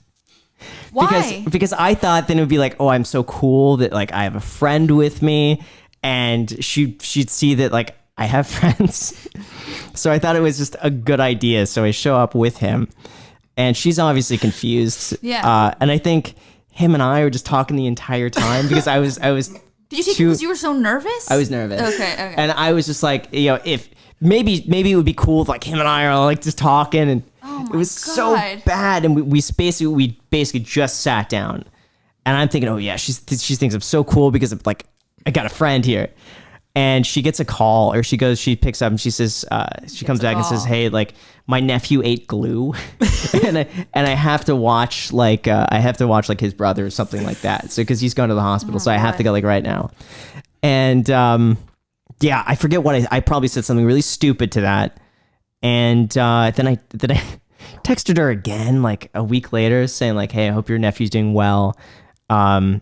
We should go out again sometime as long as your nephew doesn't eat glue again, or like something stupid. It never gets back to me. It's just embarrassing, really embarrassing. Yeah. I'm not surprised by the not getting back after bringing the friend. Yeah. How could you do that, dude? I was just nervous. I was nervous. I don't think I had gone on a date. I had no idea what to say or do. Yeah. I don't know. I was just scared. I don't think I have any interesting date stories. Like bad what about first like dates a or crazy anything? fan? No. No, I've met people with like my face tattooed on their body. No, That's really how is that not a story? I mean, how does that make you feel? Bad. I mean, uncomfortable. A little bit uncomfortable. You don't feel honored? Well, I don't have any tattoos. That's a lot of pressure. Like, yeah, it feels kind of. Sure. Okay. You know, it feels a bit much. Yeah. That makes sense. Is that bad to say? No, I think that makes sense. I feel a little weird, I guess. Maybe at the time I was honored, you know, when I first saw them or something, but it's been so long. Do they show that to you, or how does that come up? Yeah, so it was usually some sort of a signing, and they'd be like, you're never going to guess. And whenever that would come out of somebody's mouth, I'd be like, I bet I can. And then it'd be sort of either lifting the shirt or showing the arm or showing the back or whatever. That is weird because they still have it. You know? Well, I mean, they have it now. It's like it's been years. And I was a child. Like they got a child tattoo. They got an underage person, not a child, a teenager. They got an underage person tattooed on their body. It's a little. That is weird. Yeah. Okay. No. Interesting. I get it. That's weird. But no, super interesting date story. I wish I had like a cool date one. All right, so we gotta talk about the book, man. Yeah, we gotta talk about the book. What do you want to talk about? We can talk about the book. Sure, we can talk about the book. I was very excited about that. I just sold to Simon & Schuster, I guess at the beginning of the year, and I just turned in my first draft, got notes back, and it will be coming out in June of next year. What's it about? It's called I'm Glad My Mom Died. I know it's a harsh title. It is a memoir, which also I get sounds kind of crazy because I'm only 28, but it's very much covering kind of my childhood and adolescence and being famous at a young age, my relationship with my mom, abusive relationship, if you hadn't already guessed, and it's darkly comedic. So it's definitely not just like, there's a lot of heavy subject matter, but it's done in a comedic way that hopefully doesn't undermine the subject matter, but that just makes it a little lighter and more approachable. How do you go about writing a book? Is this something you've wanted to do, or is this something? This is something I've wanted to do. Yeah, I wanted to be a writer since I was like, that's what I would have chosen to do. Psychologist or writer, I think, had I not had my mom and not had that kind of her agenda for me. But prior to the book, I'd written mostly like short films, feature film, like definitely script format. But for the book, I had actually done a one-woman show that already kind of had the framework and the structure built in. So I took some of that and then obviously expanded on a lot more because the one-woman show is an hour and this book is, much longer than that. How do you go about writing a book like that? I mean, every day I have a schedule set where I just, I usually don't even look at my phone before like 1 p.m. And I just, first thing when I wake up, I write as many words as I usually try to have a word count in mind. I think 1,500 words a day is what I aim for. And for this, it was because it was my life. This structure was, like I said, kind of very built in. So yeah, outlining first though definitely matters. Is it hard to write about yourself? I find it really important to the projects that I do. I can't think of a single thing that hasn't been. There have been a few features that I've written that aren't like drawn from my life, but everything has to be drawn personally, like from a deep personal place for me at least. I find that passion or that sort of connection to the material to be so important in order to see it through to the end, because there's so many ups and downs, and it in this business is just like such a long process. Any project takes so long and there's so many hurdles to go over that, like, if you don't have a connection, I couldn't imagine staying invested in something if I didn't feel like there was something that I needed to sort of exercise it out of myself, or something that I wanted to share with others that hopefully might connect with. I just don't think it'd be possible if I was just like, whipping something out of thin air that I didn't relate to in a deep way. That sounds fascinating. It does. Sounds like a really good book. Yeah. I've wanted to do a book at some point, but I feel like it's just, I don't know what I would probably talk about early retirement, something along those lines, but it's just even starting. It seems so daunting to do. At one point I want to do it, but I also feel too young. I know you, really? I feel like you've had so many other experiences that you could write about. I feel like, you got to be like 50 usually. Like you have to have lived more, but you've experienced a lot. I would disagree with that, especially if you're coming, it seems like, because you would want to talk about finance and all the things that you do. And I feel like there's such a gap missing, because every time I walk past the personal finance section, it's like a 60-year-old man telling me tip. And I'm like, I don't relate to this person. I feel like you'd hit a different audience. Maybe. You don't think? You disagree? Maybe because the audience is on YouTube. Like those people under 35 are probably not reading books or probably watching YouTube videos. I would disagree. I'm curious what people would say. I feel like you're gonna get a very skewed answer there because they're on YouTube. What do you think? But I don't think you can be. I think you can do both. I'm sure there's a lot of people on YouTube that would order a book off of Amazon or I want to be a New York Times bestseller. Yeah. And I didn't realize it takes 10,000 copies to be a New York Times bestseller. Okay. So I didn't know that. Yeah, so you would be able to say you'd sell 10,000 copies, which I have no doubt you'd be able to do. New York Times bestseller. Wait, I thought it was also based on like reviews and things like that. I mean, I have no idea, but I thought it was just 10,000. It would make how did sense. you find this out? This is crazy. Google. Wasn't it Clonen's Mirror that told us that? Yes, maybe that was it. Yeah. You have to sell 5,000 to 10,000 copies of a book in a week. But 5 to 10? Yeah. What if you sell more? If you have a link or something that we could put in the description, people could pre-order. Oh, cool. Or maybe give their email, whatever you have set up, we'll link to that. Thanks. I'll see if that's possible. Appreciate that. What are the things that you came here wanting to discuss? Is there anything that you want to talk about? Or questions for us? My biggest thing coming in, I was really curious about the house thing, and if you would sort of urge me to get a house. I was looking for advice on that. I would stay renting. I've been telling Jack this too. Jack wants to buy a house right now. First of all, I think for you, it doesn't make sense. I think for you mentally, to lock yourself into a house like that, I think you would benefit from having that mobility of being able to say, okay, you know what? I'm tired of this lease. It expires in 2 months. Let's go get a house in Topanga for a year or two. I'm tired of that. Let's go move somewhere else. I think having that mobility for you right now is really important. Yep. Having a house, I think, would lock you in. And prices and inventory right now are just insane. Right. I'm looking at the prices today, and I've never thought of selling before. I'm tempted. There was a triplex I was thinking about selling, thinking about it. And I've never said that before. I've always wanted to keep everything forever. It's just the values have gotten to a point where they're so high that I feel almost like irresponsible for not cashing out. So then what's holding you back? What else I would do with that money? It's like, and also taxes. I just, whatever I sell, I'm going to pay the top tier taxes plus 13.3% to California. So like the triplex, for instance, let's say capital gains stay exactly the same. I'm paying 20% capital gains, 3.8% net investment tax on top of that, then 13.3% to California. So right off the bat, then more than a third of my profit on that is gone. Does it make sense? Probably not. I don't think values are necessarily 30% higher for that to make it worthwhile to sell. But then of course you could 1031 exchange it to something else. But then it's like, well, if I buy something else, I don't want the stress of then finding another place to buy. That makes sense. Yeah. I agree with that. I think it's smart for you to rent. Yeah. So I'm thrilled. yeah, this place too. It's like I don't live in it. We don't live in it enough to justify keeping it. But it's like we like it so much, and it's great to have a place to come back to. And then just through the course of the interview, well, I'm still curious on the dating thing, really. Feel free to listen. Off the record, maybe. I don't know. I'm like, I find it fascinating. On the record's better. You can ask whatever you want. We got to monetize this at least. Sure. I just want answers. I don't know why things aren't clicking. I don't know what's. I'll tell you what. Is it the location? Is it? No. Have you dated in other cities? No. Is it? I'll tell you why. Jack, I think, is too logical. Yeah. Too serious. You're right. He's not letting loose, and I don't think he's putting himself out there enough. That's what I think. I'm not very serious, I don't think. I feel like I'm extremely relaxed, and I'm These dates. maybe not on the dates, but as in general. Listen, I've kind of eyeballed Jack on it. It's in my opinion, a little too stiff, a little too maybe rigid. I do get a little nervous. Rigid when I'm talking to girls.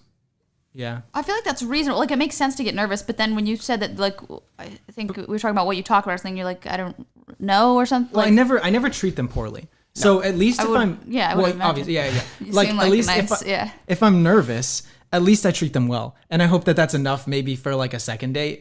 I heard a story. I heard a story recently. I'm gonna put Jack on the spot. So the nerves, the little fists. No, I was just cracking my knuckles. Okay. Yeah, because I don't know whether that's a. I'm just gonna Please tell it. I'm Yeah. gonna say it's Kelly. And apparently Kelly was wearing some boots that were very uncomfortable walking down the Las Vegas Strip. Jack offered his shoes. Did this happen? Yeah, dude, she was complaining about her feet, and I thought they were hurting. His shoes, the size 10 or 11 shoes that he's offering to Kelly, who's probably a size, I don't know what size her feet are, 6 or 7, I'm guessing.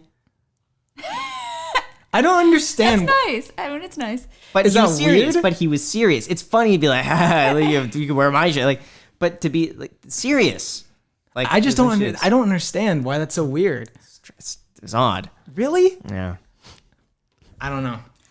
It doesn't click with me. I feel like I have some wire in my brain, like where I can't understand that.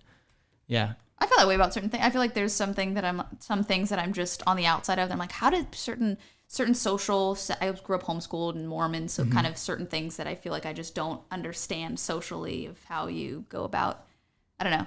Like, I was definitely nervous coming here today, and I was like, oh.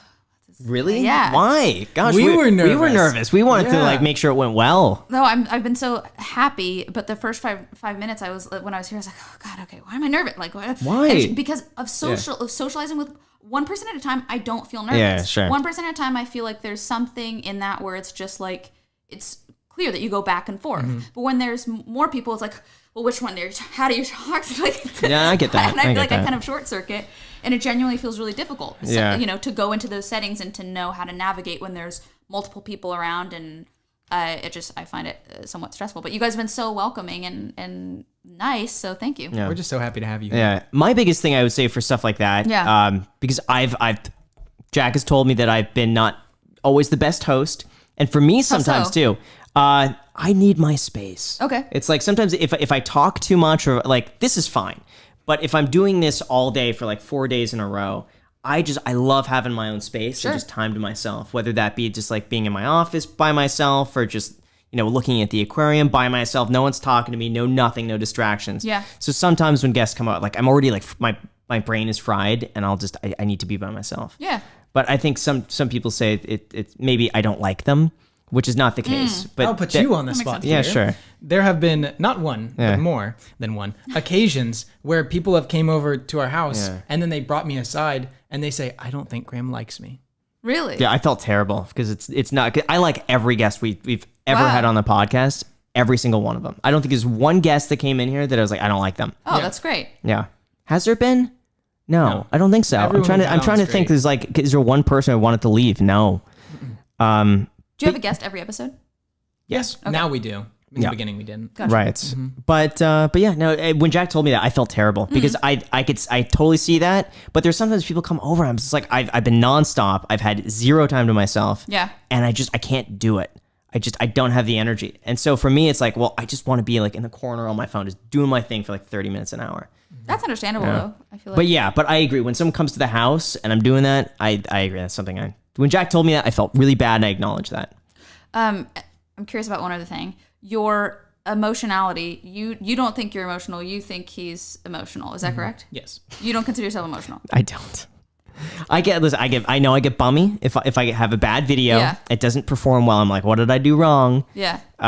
We can't fix it. I get bummy with the fish. If I have a fish that's not doing well, I get really sad. That's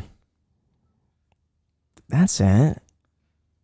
Sometimes it's like time pressures. Like if we're short on time, I was like, we just got to get it done. We got to get it done. I don't have time for that. Like stuff like that. Yeah. I think Tell me. You react a lot. He has very high emotion reactions to certain things. And that's okay. I don't think I do. You do. Dude, I showed up late here today because I said I would show up at 12. But that's funny. Oh, I see. think it's funny. I feel like you're serious though sometimes, like rooted in the humor. I would say there's 20% serious. I told Jack to get here at 12. He showed up at 12:30. I'm like, Jack, I didn't you're show up late. at 12:30. I showed up at 12:17, 18, but I went to the guest unit. All right, whatever. Showed up late. And I'm like, Jack, you're late. And he's like, there's traffic. I'm like, you got to plan for that. You got to plan for traffic. He's like, no, it's so bad. There's a car stopped on the freeway. I'm like, there's always a car stopped on the freeway. Dude, it was stopped in the freeway. It wasn't always stopped on the side. It was in the middle of the freeway. Every time there's going to be a crisis. This was the same thing. 101. It took a while. Oh, 405. Yeah. It's always a car stop there. It's the 405. In the middle I'm of just the freeway? yes, It's on the side. Like you Just showed up right on time. Like perfectly on time within like a few minutes. Thank you. I left with plenty of time. I'm a nervous driver, so I am left usually the very one early. when we need to go somewhere, believe it or not, I'm usually the one, Alex can attest to this, who's at the door first with plenty of time to spare. Okay. And then it's Graham. I find the emotionality thing interesting because I feel like it's such a I feel like when people hear about emotions, they assume the person is like unprofessional or something, but I feel like sometimes people who have a certain emotionality are the most professional because that's part of what drives that. Like that's something that's because if you're quick to react to certain things, there's also that underlying emotion that's compelling you to do the thing and that's driving you and that is passionate and that's is this making sense? That makes sense. That's a great answer. Perfect. That's what Right? I meant to say. That's what I was going to say. I Right? always think back to this when I try to understand why Graham is as successful as he is and why he's as emotional as he is. 100%. And 100%. there was one specific thing that happened. You and me and Bia Heza were all together. Bia Heza is another finance YouTuber. Okay. And Graham had a poorly performing video. Yeah. And Graham was getting mad. Yeah. And it was weird. I felt weird in the room because we had a guest that we just brought over, and Yeah. Graham's getting all. Oh, I remember this. Graham was like, Yeah. "Oh, is it the thumbnail? Is it the title?" And he's like, "Oh, what's going on? What's going on?" And it was like really tense. And I was like, "Be a little more welcoming if we have a guest here." And then Graham got up and left, and I was like, I told Vlad, I was like, "Dude, I'm really sorry. Like, I know that was probably like weird because you just arrived here as soon as we were posting, and it didn't go well. Sorry about that." And he's like, "I get it, man. That's why he's so successful." He said Yeah. that? Yeah. He's so nice. But in my defense, I felt like I knew him already. We had been talking like Sure. loosely on YouTube for like a year. Sure. So by that time, I felt like we're already friends. There's a So it's rapport like, that- yeah, exactly. totally. And he's in YouTube, so he knows. Like I feel like if anyone understands it, it would be him. So that kind of like it made me understand that those actually work well together. Oh my The fact that you God. get emotional about the work that you do. Absolutely. I think if you don't, it shows in the work. I think it's I don't know how a person can be successful if they're not absolutely driven to do the thing and if there's not that emotional core underneath it. Well, it's going to be watered down. They're not going to care. It's going to be lazy. Like, it's horrifying. I agree. That makes sense. Yeah, see, that's the thing. You only have emotion for things you care about. Yes. If you're indifferent, you wouldn't bad have it. You sign. wouldn't have an emotion anyway. Right. Yeah. What are your thoughts on college? I did not go. A couple of my brothers went, and I was always under the impression that would be kind of expected of me, junior college, because that's much more price friendly. But I wanted to go to film school because at that point I'd already really, really wanted to write and direct. And then I thought, well, I don't think it makes sense because the whole point, like what a lot of people are doing are kind of like networking with people that are also interested in what they're doing. And I already know a lot of people in the film industry. I'm already in the industry. The career is somewhat adjacent to acting. It just makes more sense to not, like, it doesn't, if I wanted to study something, there are certain things that I think it makes sense to have a degree for and to go to college for. And there's certain things that I'm like, I think it just makes more sense to get experience on the ground. And writing and directing was one of them. So I just kind of took the money that I would have spent toward college and I put that toward making my own short films. And I think I learned way more than I would have by just going through the motions of that kind of in college. I agree with that. And colleges aren't up to date either necessarily. Like, I think you could make an amazing career on YouTube. Yeah. And just even producing your own content. And there's so many different ways to get into that industry. Totally agree. What would you say are the things that you are most passionate about in your whole life? Like,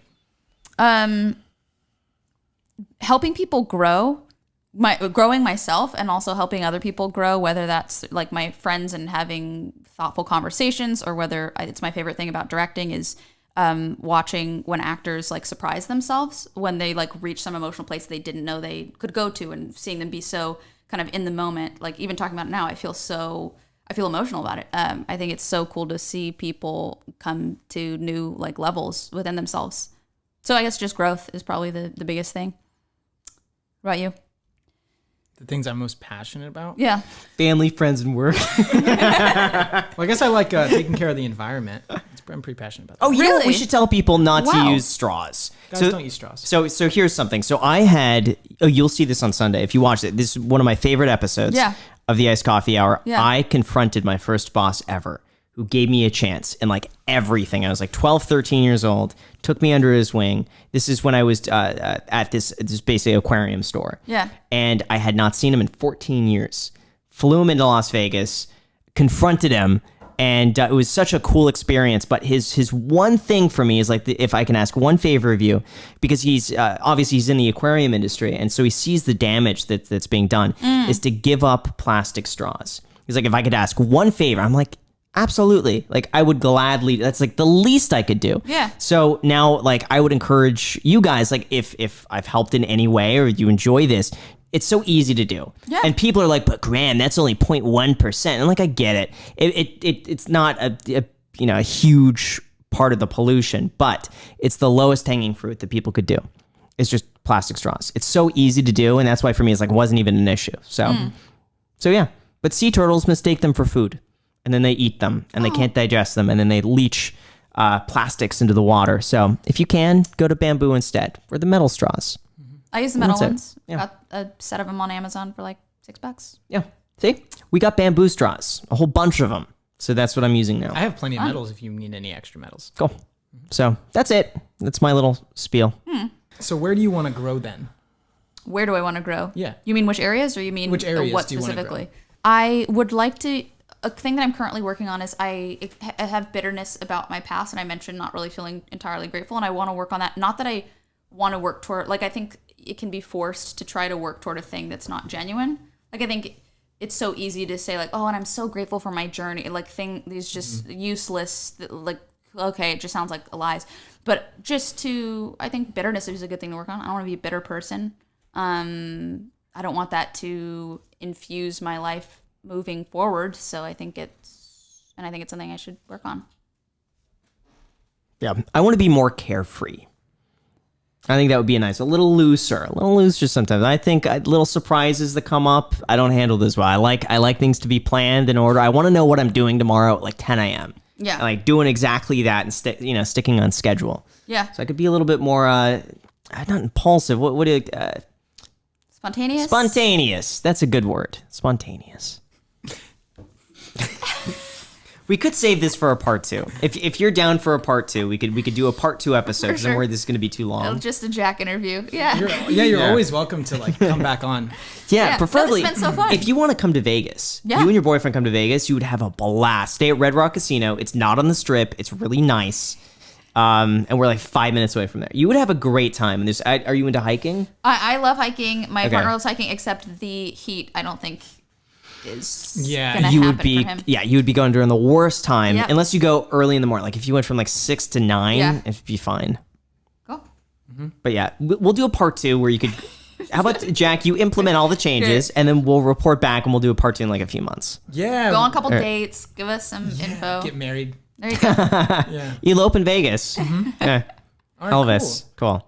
Thank you so much, Jennette, for coming Yeah, on. thanks for having me. This has been a blast. Thank you so much. Yeah. Make sure before we end to tell them to smash the like button. Smash that like this guy?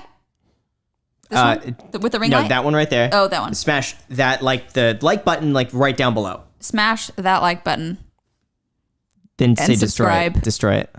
Can you please destroy the like button already? God damn. Oh, wow. That's passion. We'll bleep a little bit of that there. So with that said, you guys, thank you so much for watching. I really appreciate it. As always, make sure to obliterate the like button, subscribe, hit the notification bell. All of our information is down below in the description, where you could also get a free stock now worth all the way up to $70. Wait, how much? 70. No. Did you get your free stock worth all the way up to $70 on public? Wow. No. It's impressive. Yeah. And you could follow me on there because I'm posting all of my own stock trades. So if you're curious what I'm buying, down below in the description, enjoy that free stock. Thank you so much for watching, and until next time. Well, that is like half cream, so. I can't go wrong. So you can thank Coffee Mate. 72,000. Yeah. And do you want me to say the cent amount as well? Yeah. Can I keep this here? Yeah, Okay. you can reference that. Cool. Whenever?